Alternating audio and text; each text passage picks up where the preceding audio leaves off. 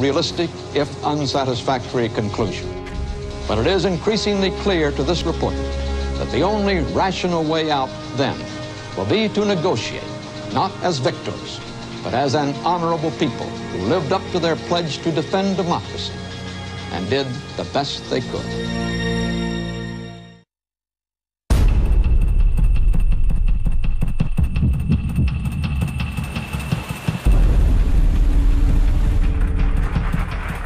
2 days after Walter Cronkite's somber analysis of the war, Secretary of Defense Robert McNamara, one of the Johnson administration's key architects for the Vietnam War, steps down.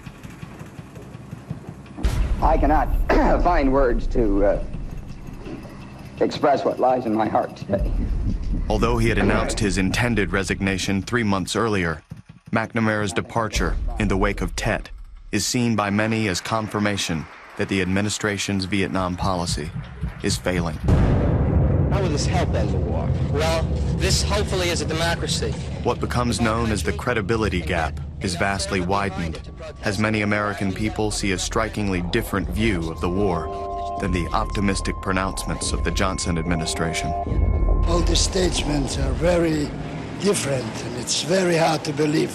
One says this way, the other one says the other way, and I don't know what to believe. I have a brother that just came back from Vietnam, and he talked about it, and it's a lot rougher than what they said. National politicians seize the opportunity and openly speak out against the war.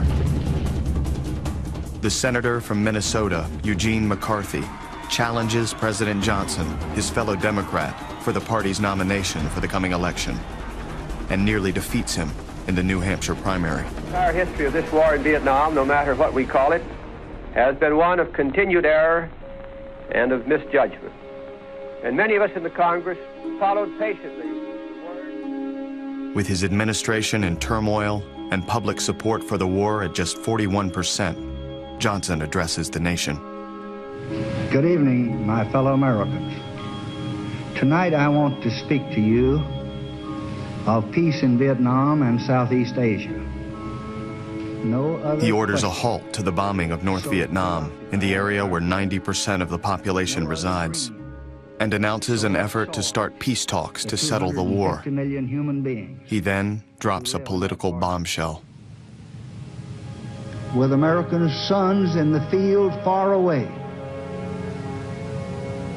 with America's future under challenge right here at home, with our hopes and the world's hopes for peace and the balance every day, I do not believe that I should devote an hour or a day of my time to any personal partisan causes or to any duties other than the awesome duties of this office, the presidency of your country.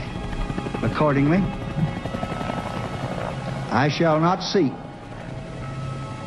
and I will not accept the nomination of my party for another term as your president.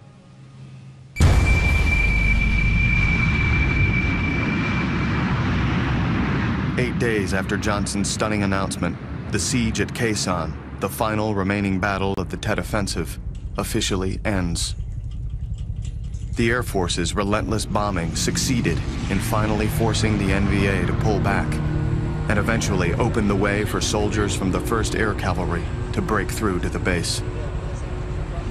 The 77-day-long battle is the longest ever fought by U.S. troops during the Vietnam War, and one of the costliest. Of the 6,000 Americans at Khe Sanh, 274 have been killed, and another 2,500 wounded. Of the estimated 20,000 NVA who originally encircled the base, 12,000 are dead. I suppose part of me is still in shock. I thought for sure I was gonna die up on that hill. But somehow, we held off the attack. Medical corpsman Raymond Torres suffers shrapnel wounds to his face, torso, and legs. They always say, no Marine left behind. they really mean it. Those Marines hauled my ass to safety. They were there for me when I was so hurt I couldn't do a thing for them. I suppose that's the hardest part of it all. The fact that I lived and so many of them died. I was the medic. I was the guy that was supposed to take care of them. They weren't supposed to take care of me.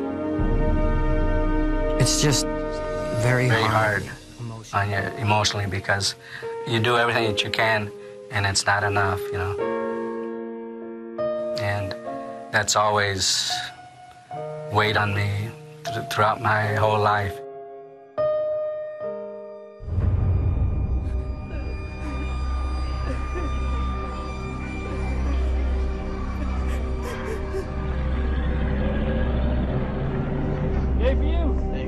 In their final analysis, the U.S. military reports that 69% of the 84,000 NVA and Viet Cong troops who fought during the Tet Offensive are killed. The VC guerrillas suffer such devastating losses, both in numbers and to their command structure, that they are essentially wiped out as an effective fighting unit. Militarily, Tet is an unquestionable American victory. But for much of the American public, it will be the graphic images of death and destruction that continue to resonate the loudest. Tet has changed the war. Nu er der krimi med Sagen genåbnet.